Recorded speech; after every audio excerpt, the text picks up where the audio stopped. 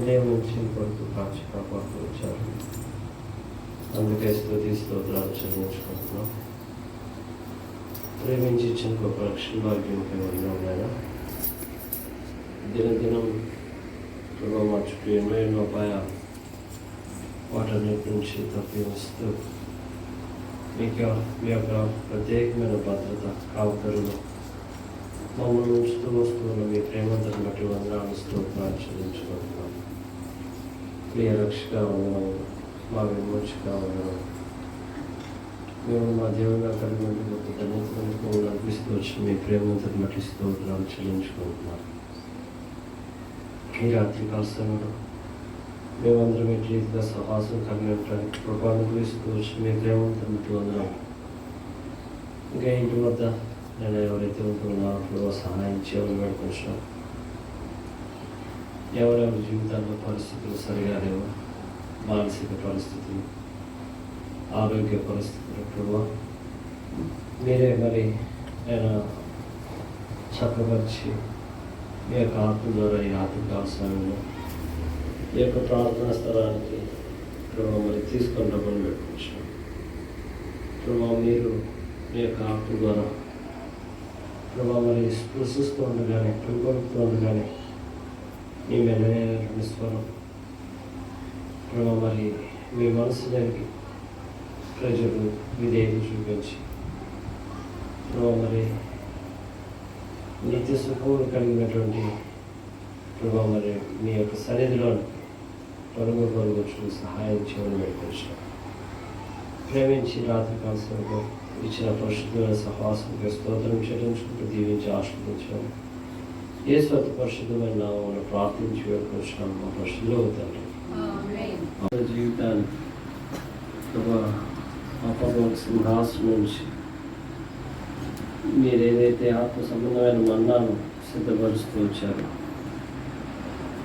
ప్రభా వాటిని ప్రభా వినడానికి గ్రహించడానికి సహాయం చేయాలని అంటాం. నేటి దినాన మీకు విరోధంగా ఈ వారమంతా మీకు ఆయాస్కరంగా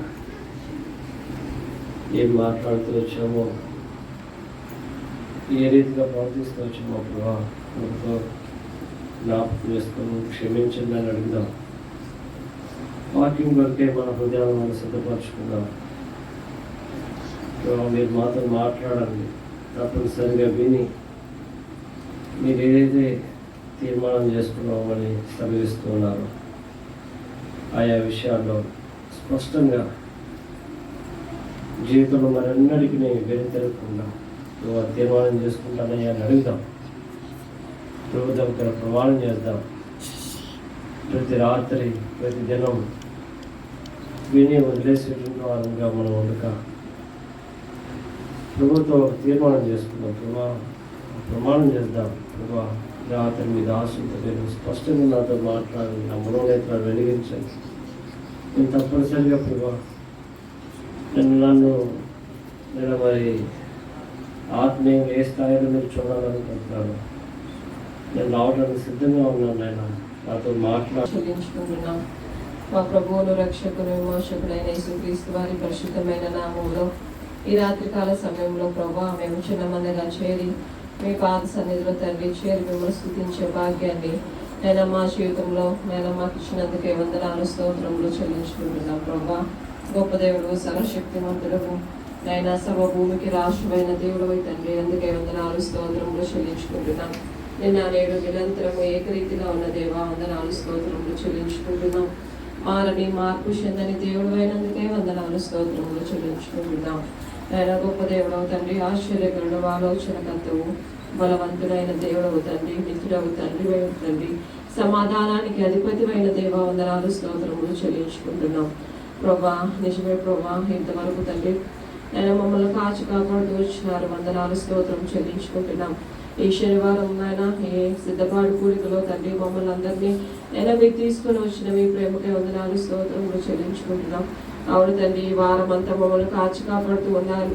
ఆయన అధికంగా ఎండలు ఉన్నప్పటికీ ప్రభా అందరికీ చక్కని ఆరోగ్యం ఇస్తూ వచ్చినారు. మీ రెక్కల కింద తండ్రి నైనా చల్లగా మమ్మల్ని భద్రపరుస్తూ ఉన్నారు తండ్రి. అందుకే వందనాలు స్తోత్రములు చెల్లించుకుంటున్నాం తండ్రి. నైనా నిజమే ప్రభా, ఈ రోజు ఇప్పుడు వరకు నైనా పాటల ద్వారా మీరు మహిమ పొందారని విశ్వసిస్తున్నాం దేవా. అవును తండ్రి, నైనా మీరు స్తుతులపై ఆశీనులైన దేవుడు, స్తోత్రాలు తండ్రి. అందుకే వందనాలు స్తోత్రములు చెల్లించుకుంటున్నాం ప్రభా. గొప్ప దేవుడా నీకే వందనాలు స్తోత్రము తండ్రి. నైనా మరలా తండ్రి ఇప్పుడు వాక్య భాగంలోకి వెళ్ళుచుండగా ప్రభా, నైనా ఆత్మీయ ఆహారం కొరకు మేము సిద్ధముగా ఉన్నాం ప్రభా. మీరే తండ్రి మాకు కావలసిన నైనా ఆహారాన్ని, ఆత్మీయ ఆహారాన్ని మీరు మాకు నైనా దయచేయమని ప్రార్థన చేస్తున్నాం దేవా. అవును తండ్రి, నైనా ఆశ కలిగి ఉన్నాం ప్రభా. ఆశ కలిగిన ప్రాణాన్ని తృప్తిపరిచే దేవుడు అయినందుకే వందనాలు స్తోత్రం చెల్లించుకుంటున్నాం. నిజమే తండ్రి, నీ సన్నిధిలోని సంపూర్ణమైన సంతోషము కలదు ప్రభా. అటు సంతోషాన్ని మేము నైనా అనుభవించడానికి మీరు కృప చూపిస్తూ ఉన్నారు. అందుకే వందనాలు స్తోత్రం చెల్లించుకున్నాం తండ్రి. మీ మేలుల చేత మమ్మల్ని తృప్తిపరుస్తూ ఉన్నారు. మేమందరం యొక్క సమృద్ధి వలన తండ్రి మేము తృప్తి పడుతున్నాం దేవా. అందుకే వందనాలు స్తోత్రం చెల్లించుకుంటున్నాం. వాక్య భాగంలోనికి వెళ్తుండగా దేవా, నేను మీ దాసుని మీ శిరోసాంతం మరుగుపరుచుకొని మాకు ఏదైతే వాక్యము కావాలో తండ్రి నేను మీరే మాట్లాడుతున్నామని ప్రార్థన చేస్తున్నాం దేవా. అవును తండ్రి, మేము వినవారమై ఉండగా ప్రభా మమ్మల్ని మేము మోసపరుచుకోకుండా విని దాని ప్రకారము తండ్రి నైనా నడిచే వారంగా ఉండటకు సహాయం చేయండి. అవును తండ్రి, నైనా వాక్యాన్ని విని మా జీవితాలను సరి చేసుకొని తండ్రి మేము ఒక తీర్మానం కలిగి నేను ముందుకు వెళ్ళి మా జీవితంలో ఫలభరితముగా ఉండటకు సహాయం చేస్తారని నమ్ముచు ముందున్న సమయాన్ని మీ కృపగల హస్తాలకు అప్పచెప్పుకుంటూ రేపు పునరుద్ధాన దినము కోసము మమ్మల్ని సిద్ధపరచడానికి నేను తీసుకొచ్చిన మీ ప్రేమకై వందనాలు స్తోత్రం చెల్లించుకుంటూ యేసుక్రీస్తు పరిశుద్ధ నామమున స్తుతించి ప్రార్థించి అడిగి వేడుకుంటున్నాం తండ్రి, ఆమేన్. ఈ వారములో మా పనులలో, ప్రయత్నములలో, కార్యములలో, పనులలో మీ కృపాక్షేమాలు ఉంచి కాపాడిన విధానాన్ని బట్టి మీకు స్తోత్రములు. బలుసువాడు సంఘములో చేర్చబడిన ప్రతి కుటుంబాన్ని దీవించండి. కళాశాల మొదలుకొని నర్సరీ వరకు చదువుతున్న విద్యార్థులను దీవించండి. ఈ వేసవి దినాలలో పిల్లలు ఎటువంటి బలహీనతలు గురి కానివ్వకుండా కాపాడండి. కొందరు ఉన్నతమైన చదువులు చదివి ఉద్యోగాల కొరకు, వివాహాల కొరకు ఎదురు చూస్తూ ఉన్నారు. వారి యొక్క హృదయవాంఛలు తీర్చండి. సంఘము దినదినము క్షేమాభివృద్ధి చెందుటకు మీకు పడుదాయం చేయండి. పాటల ద్వారా మహిమ పొందిన విధానాన్ని బట్టి మీకు స్తోత్రములు. కొద్దిసేపు నీ వాక్యమును ధ్యానిస్తుండగా మీరు మాతో మాట్లాడి మహిమ పొందమని యేసు ప్రభు నామములో ప్రార్థిస్తున్నాం తండ్రి, ఆమేన్. ప్రార్థన అనగా అర్థము అమ్మాయి సరే అడగండి.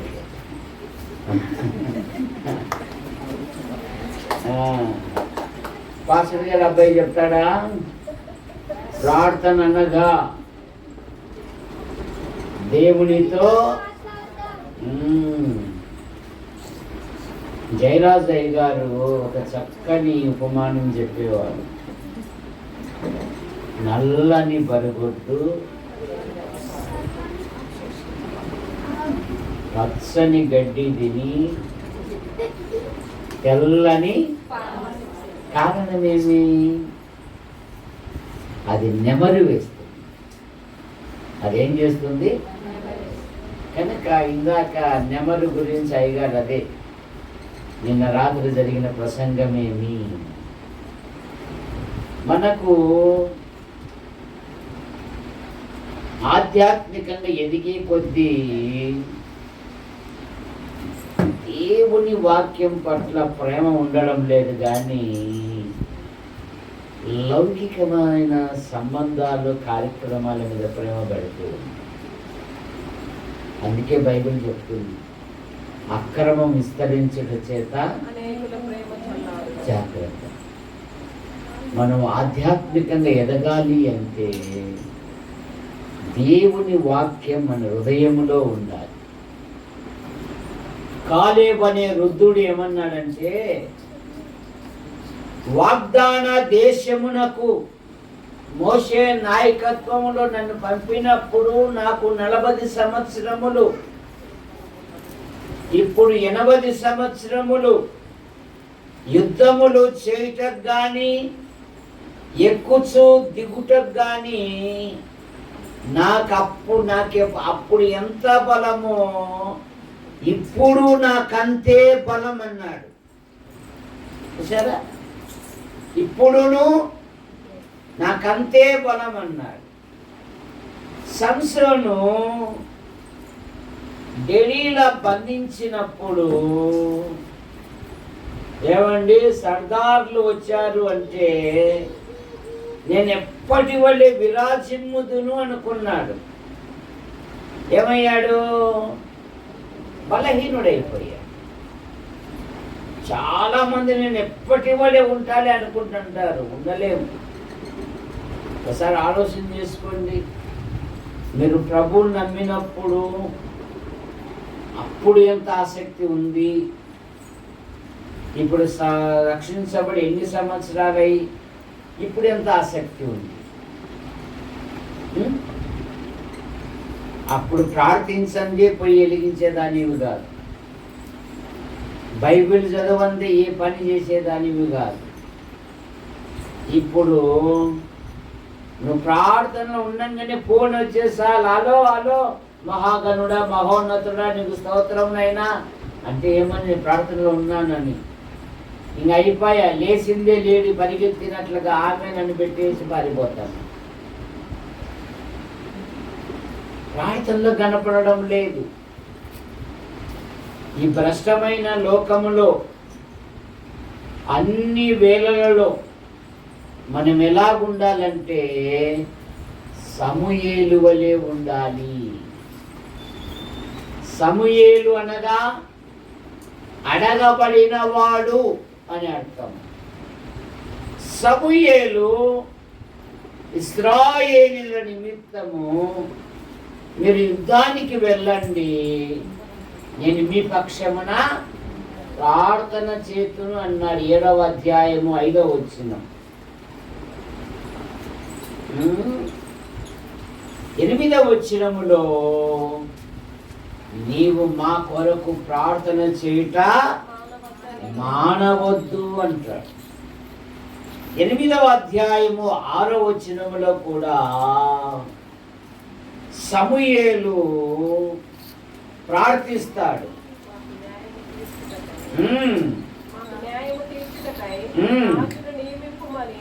వారు అనిన మాట సమూయేలు దృష్టికి ప్రతికూలముగా ఉండెను కనుక సమూయేలు యెహోవాను ప్రార్థన చేసెను. సమూయేలు బాల్యములోనే సమూయేలు అనగా చిత్తము ప్రభువా ఆలకించుచున్నాడు, నీవు సెలవిమ్ము అన్నాడు. చూసారా, నీ దాసుడు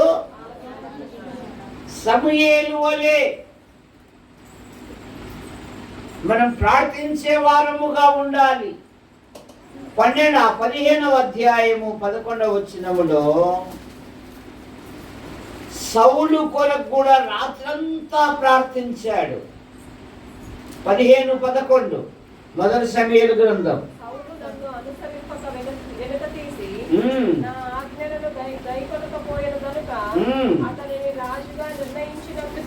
నేను రాత్రంతా 3 రాత్రులు ఉన్నాయి బైబిల్లో, ముఖ్యమైన రాత్రులు. మొదటి రాత్రి చెప్పండి. మొదటి రాత్రి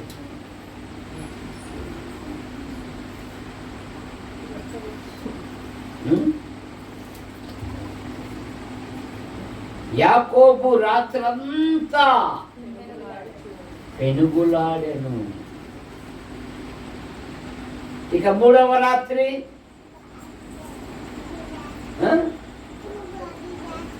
లూకాసు సువార్త 5వ అధ్యాయములో బోధకుడా రాత్రంతా మేము ప్రయాసపడితిము గాని మాకేమీ సమూయేలు ఇశ్రాయేలీలకు తొలి రాజు సౌలు. దేవుడు సమూయేలుతో అన్నప్పుడు రాత్రంతా సమూయేలు కొరకు ప్రార్థిస్తూ 99 కీర్తనలో 6లో ఏముందంటే ఆయన నామం బట్టి ప్రార్థన చేయి వారిలో సమూయేలు ఉండేను. ఎంత శ్రేష్టమైన మాట్లాడుతుంటారు. ఈ వరుసలో మన పేరు ఉంటుందా?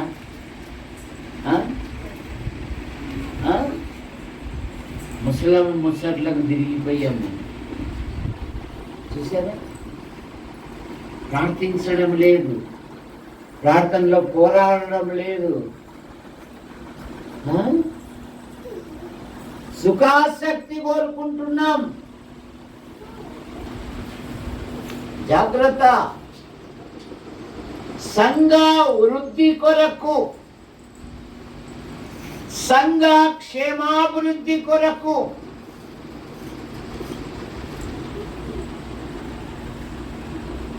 బాధ్యత కలిగి సేవ చేస్తున్న సహోదరుని కొరకు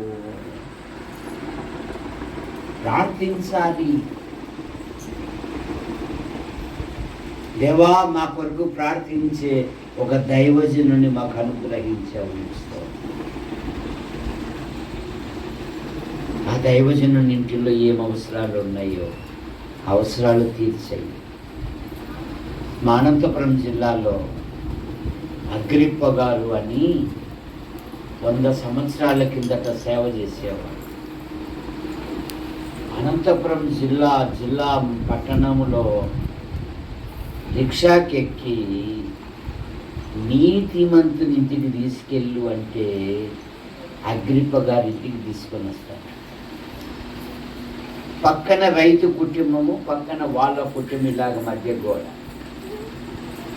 ఒక పంది కొక్కు వాళ్ళ ఆకలితో ఉన్నారు, ఆహారం లేక 3 రోజులు. ఆయన పిల్లలు వాళ్ళ ఇంట్లో పొయ్యి వెలుగుతూ ఉందంటే ఆహారం ఉందని అర్థం, పొయ్యి మండలేదంటే ఆహారం లేదు అని అర్థం. 3 రోజులు ఆహారం లేక ఉన్నారు. ఆ పంది కొక్కు తవ్వి ఒక 3 కేజీలమైన రాగులు అవతలికేసేసి, ఇప్పుడు ఏం చేయాలి వాళ్ళు? దేవుని స్తోత్రం. దేవుడు చక్కని ధాన్యం ఇచ్చాడు, నీకు వందనాలు ప్రభువా అన్ని చేసుకొని తినాలనా? ఆ 3 కేజీల రాగులు ఎత్తుకొని ఈ రైతు ఇంటికి వచ్చి, ఏమండి మీ రాగులు పందికొక్కు తవ్వి పక్కకేసినాయండి, మీ రాగులు మీరు తీసుకొని వెళ్ళండి అని ఇచ్చేసేకపోతే, ఏది 3 రోజులు ఆకలితో ఉన్నా కూడా వాళ్ళు అన్నారు, రైతు అవి మీ ఇంటి ఆవరణంలో పడినాయండి, అవి మీవే, మావి కాదు. అప్పుడు గంజి చేసుకొని తిన్నారు, జావ చేసుకొని తాగారు. అలాంటి ఆయన సంఘములో ఒక సంపన్నమైన కుటుంబము 1 నెల ఖర్చులు ఇవ్వాలని అనుకుంటున్నారు, కానీ వాళ్ళు పోలేకపోతూ ఉన్నారు. దైవజనుని ఇంటికి అనుకోకుండా ఎడ్డి బండి తిరిగే వాళ్ళు అప్పుడప్పుడు వస్తూ ఉంటారు, పని పాట లేకపోకుండా. వాళ్ళు వచ్చారు. వాళ్ళు వస్తే వాళ్ళు మంచినీళ్ళు ఇచ్చారు. ఏనది, దైవజనుని ఇంటికి పోతే మంచినీళ్ళు ఇస్తారా? కాసింత పిడుకడ అన్నం పెట్టలేరా అని ఈ మాట పోయి ఎవరికైతే ఇవ్వాలనుకుంటున్నారో వాళ్ళకి చెప్పేశారు. అయ్యో, దైవజనుడు ఆకలితో ఉన్నారని చెప్పేసి అప్పుడప్పుడు 1 నెల ఖర్చులు సరిపడ ధాన్యం తెచ్చి ఇస్తే, అయ్యగారు మేము తేవాలనుకుంటున్నాం కానీ మాకు టైం లేదు, ఫలాని వాళ్ళు మీ ఇంటికి వస్తే మీరు మంచినీళ్ళు ఇచ్చి పంపించారంట, వాళ్ళు చెప్తే తెచ్చామంటే ఆ దైవజనులు చూడండి, వాడు ఉన్న 4 ఇళ్ళకి చెప్పమనమ్మా, ఇలాగే వస్తాయి కదా అన్నారంట. అయినా కానీ మన క్షేమం కొరకు ప్రార్థించే దైవజనుని యొక్క కుటుంబాన్ని మనం ఆలోచించాల. ఫిలిప్పీ పత్రిక 4వ అధ్యాయము 15వ వచనము, ఫిలిప్పీయులారా సువార్తను నేను బోధింప ఆరంభించి మాసిదోనియాలో నుండి వచ్చినప్పుడు ఇచ్చు విషయములోను ఉంచుకొని విషయములోను మీరు తప్ప ఏ సంఘపు వారు నాతో పాలివారు కాలేరని మీకు తెలియను.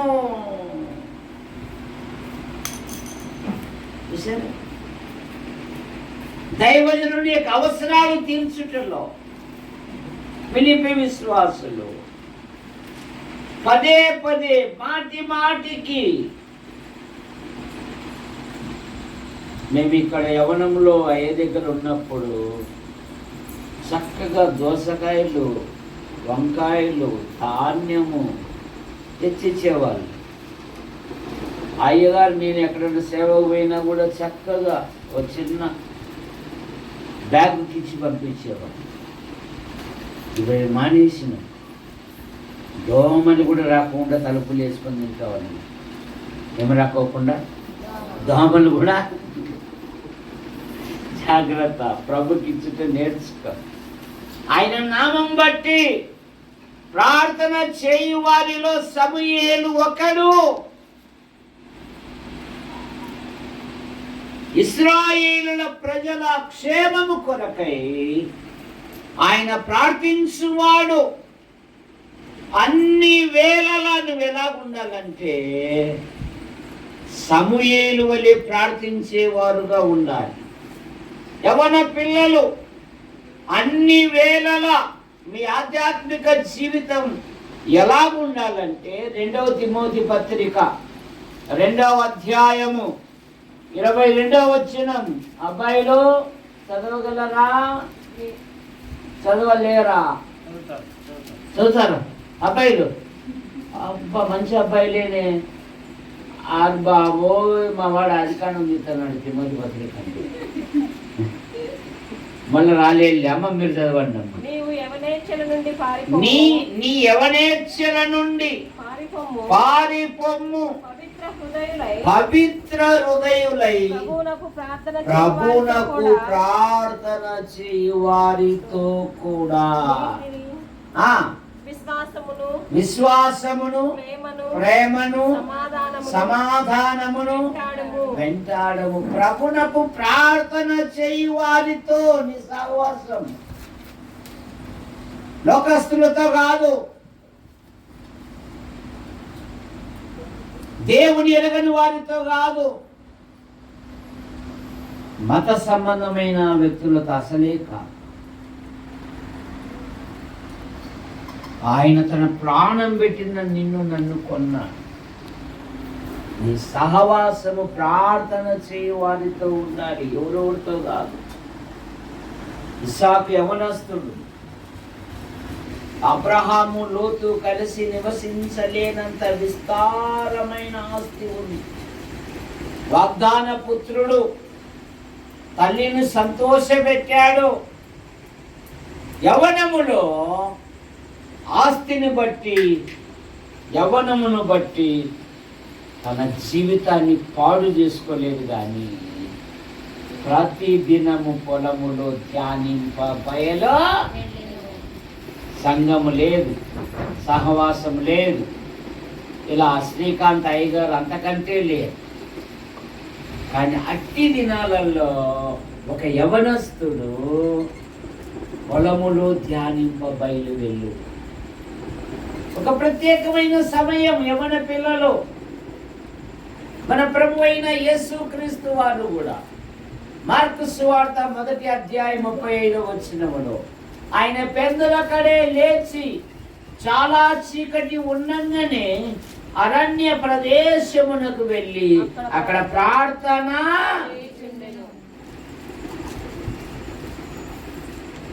ప్రార్థన ముఖ్యం ఈ భ్రష్ట లోకములో. వాక్యము ముఖ్యం. సమయం దొరికిన కొలది సంఘములో చేరి నలుగురు కలిసి సంఘ వృద్ధి కొరకు ప్రార్థిస్తే నూతనాత్మలు ఎందుకు రావు? అయ్యి చూసుకుంటాను నేనే, అంత దూరం ఎండకు నడవాలంటే శ్రమత పడుతుంది. దేనికైనా ఉత్సాహంగా పోతారు, కానీ దేవుని మందిరానికి రావాలంటే అడుగులు లెక్క పడతాయి. అడుగులు అంత దూరమా? అయినా అయ్యగారు బుద్ధి ఎక్కువైపోయి ఆడేసినాడు మందిరం. ఈ పక్క వేసింది ఎంత బాగుంది అన్నారా అనింటారు కూడా.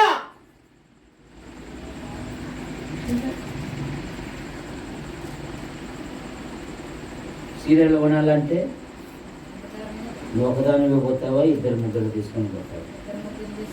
ఒకదానివే పోతావు. నేను రాన్నే ఏంక కొత్త స్టాక్ వచ్చిందంట, ఆయన ఇప్పుడే ఫోన్ చేసినాడు, డబ్బు నీదే, కట్టేది నీవే, సెలక్షన్ ఏమో అక్క నువ్వు కొంతమంది తక్కువ ఉన్నావు కనుక ఇదైతే నువ్వు బాగా కనపడతావు అక్క.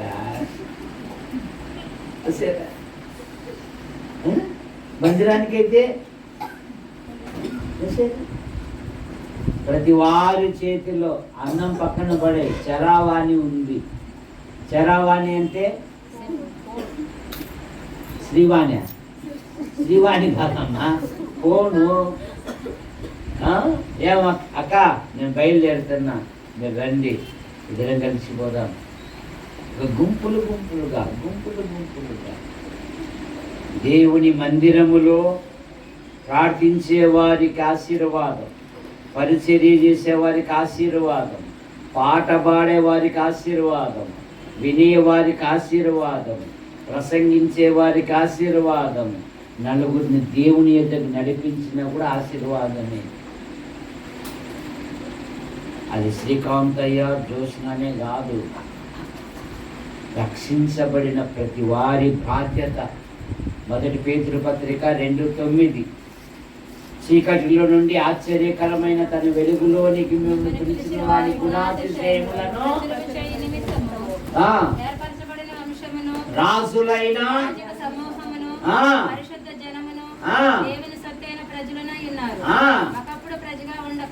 ఇప్పుడు దేవుని ప్రజలైతే ఇప్పుడు కనికరింపబడి పిలిచిన వాని గుణాతిశయములను ఏం చేయాలంట? ప్రకటించాలి, ప్రచురించాలి. దేవాన్ని కృపను దయచేసి మా ప్రాంతంలో తల్లిదండ్రులు ఇద్దరు గొప్ప సేవకులు, అయ్యగారు నాకు పరిచయం చేసినారు. వారిద్దరు ప్రభు దగ్గరికి వెళ్ళారు. వాళ్ళ ఇంట్లో 2 అక్కలు, 1 తమ్ముడు ప్రభు పనికి ఉన్నారు. ఆదివారం దాదాపు 400 మంది ప్రార్థనకు వస్తారు. కడప ప్రాంతం, ముందే ఫ్యాక్షన్ ప్రాంతం, 400 మంది పిన్ డ్రాప్ సైలెన్స్, మా అస్సలు శబ్దమే వినపడదు. మందిరం లేకొచ్చినాక మనం 4 లేము, గోల గోల. వాళ్ళ తల్లిదండ్రులు ప్రభు దగ్గరికి పోయినా కూడా వారు ప్రభు పని కొనసాగిస్తూనే ఉన్నారు. అయ్యగారు వెళ్ళిపోయారు, మంచిదే. అయ్యగారు అప్పచెప్పిన బాధ్యత మనం నెరవేరుస్తాం, వదిలేయకూడదు. ఇది పరలోకపు సేవ. ఇందులో ఎంత శ్రమ పడితే అంత ప్రతిఫలం నీకు. 63వ కీర్తన 1వ వచనం, కీర్తనలో 63 1వ వచనం. దేవా నా దేవుడవు నీవే, వేకువనే నేను నిన్ను వెదికెదను. నీ ఫలమును నీ ప్రభావమును చూడవలనని పరిశుద్ధాలయమందు నేనెంతో ఆశతో నీ తట్టు కనిపెట్టి ఉన్నాను. అరణ్యములో ఉన్నప్పుడు అంటున్నాడు, దేవా నా దేవుడవు నీవే, ఉదయమున నేను మొరపెట్టెదను.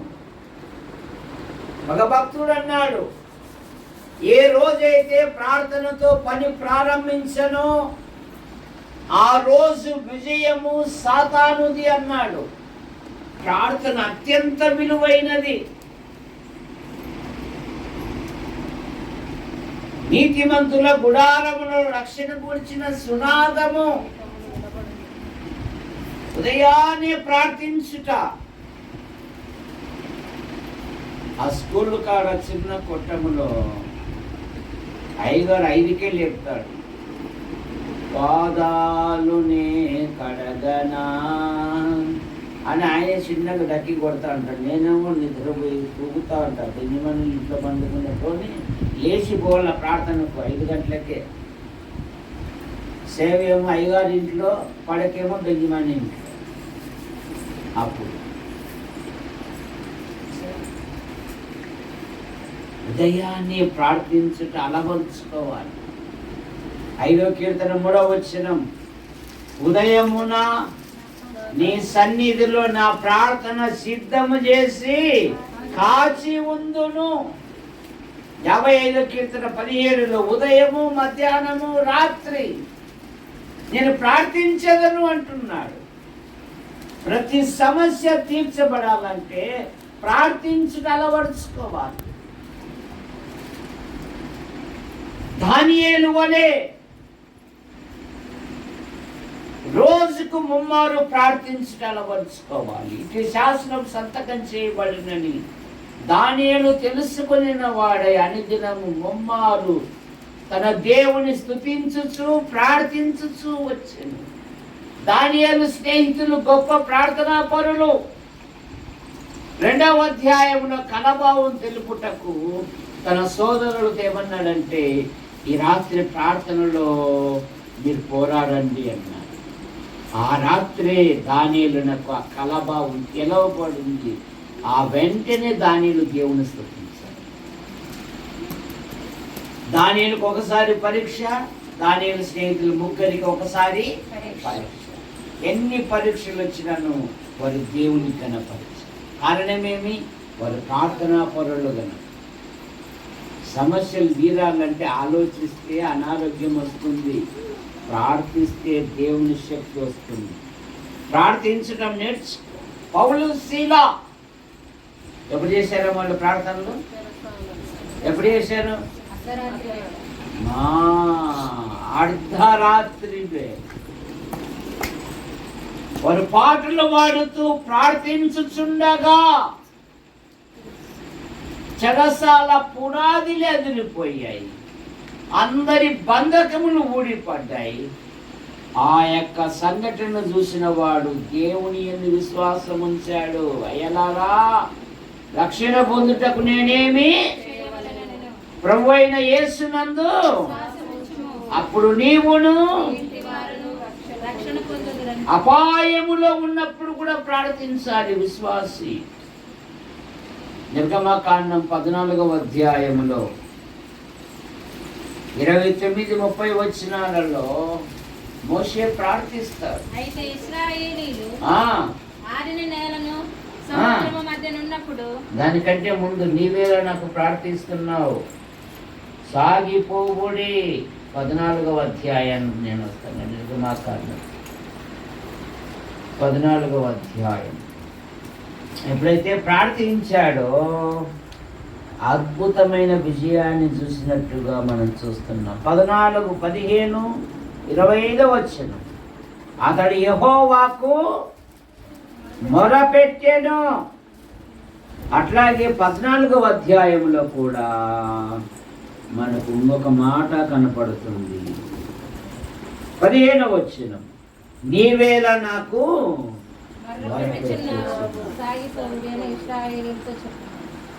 పరిస్థితుల్లో ఉన్నప్పుడు ఆలోచించకూడదు, ప్రార్థించుట నేర్చుకోవాలి.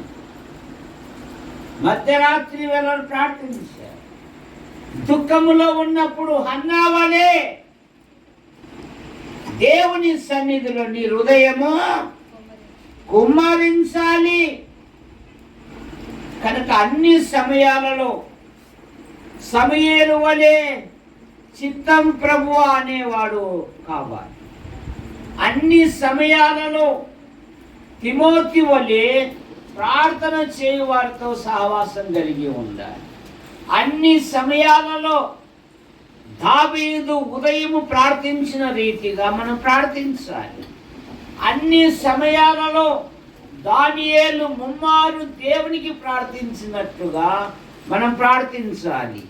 అన్ని సమయాలలో దుఃఖములో ఉన్నప్పుడు మనము ప్రార్థించాలి.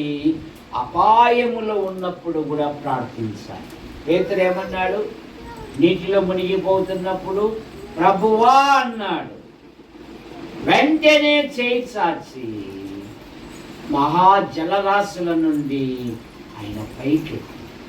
కనుక సంఘ ప్రార్థన, కుటుంబాల ప్రార్థన, కుటుంబాలలో స్తుతి కూడికలు జరగాలి. చూసారు, దినాలలో ప్రార్థన కూడికలు జరగడంలే, ఇళ్ళల్లో స్తుతి కూడికలు జరగడంలే. అలాగైతే నష్టపోతాం. నలుగురు వచ్చి మన ఇంట్లో ఆమెనంటే మనం దీవించబడతాం. గుర్తు పెట్టుకోండి. నలుగురు వచ్చి 4 చేతులు గడిగితే మనం దేవుని అకౌంట్లో మన డబ్బు పొందుపరచబడుతుంది. చాలా కుటుంబాలలో స్థుతి కోరికలు ఉండడం. కానీ తప్పైన కుమారుడు తండ్రి ఇంటికి వచ్చినప్పుడు ఏమన్నాడు? ఈ నా సంతోషంలో మీరు కూడా పాలు. కొర్నేలి ఏమన్నాడు? పేతురును పిలిచినప్పుడు కొర్నేలి ముఖ్య స్నేహితులను, తన బంధువులను పిలిపించుకొని, అయ్యా ఇక్కడ ఎందుకు మేము ఎదురు చూస్తున్నామంటే నీవు చెప్పే మాటలు మేము వినడానికి అన్న. లుదియా ఏమనింది? నేను దేవుని యందు విశ్వాసము గలదానని నేను ఎంచితే నా ఇంటికి సరే. దైవజనులు మన గృహాలకు రావాలి. అన్ని చర్చిలేకే తెస్తున్నారు డిస్పోజబుల్. ఒకవేళ డిస్పోజబుల్ అని దేవుడు ఒకవేళ మనల్ని డిస్పోజబుల్ అనుకున్నాడు అనుకో, మనం కూడా ఈ లోకంలో నుండి ఎప్పుడో డిస్పాచర్ అయిపోతాం. ఇంకా మన గృహాలలో ప్రార్థనా కోడికలు, స్తుతి కోడికలు, విజ్ఞాపన కోడికలు, కృతజ్ఞత కోడికలు జరగాలి. మీ అందరికీ వందనాలు. రండి.